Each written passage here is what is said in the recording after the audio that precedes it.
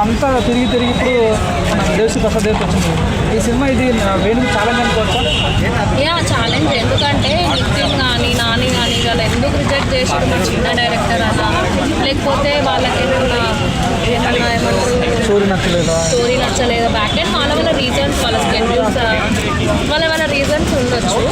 But end of the day ఈ movie hit అయింది అనుకో, వాళ్ళందరూ చాలా నారాజ్ అదే దీన్ని చూసినప్పుడు ఏమనిపించింది నాకు? పసుపు కారం వేపాకు అది చూసినప్పుడు మీకు ఎలా అనిపించింది?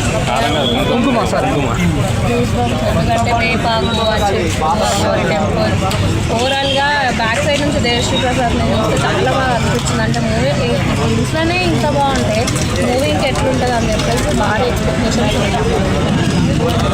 తెలుగు ట్రాక్ మూవీ ఇప్పుడు బ్యాక్లో రాబోతుంది. సక్సెస్ 100% సక్సెస్ అవ్వాలి. ఎందుకంటే దేవశ్రీ ప్రసాద్ పెట్టిన ఎఫర్ట్స్కి కంపల్సరీ హిట్ ఉండాలి.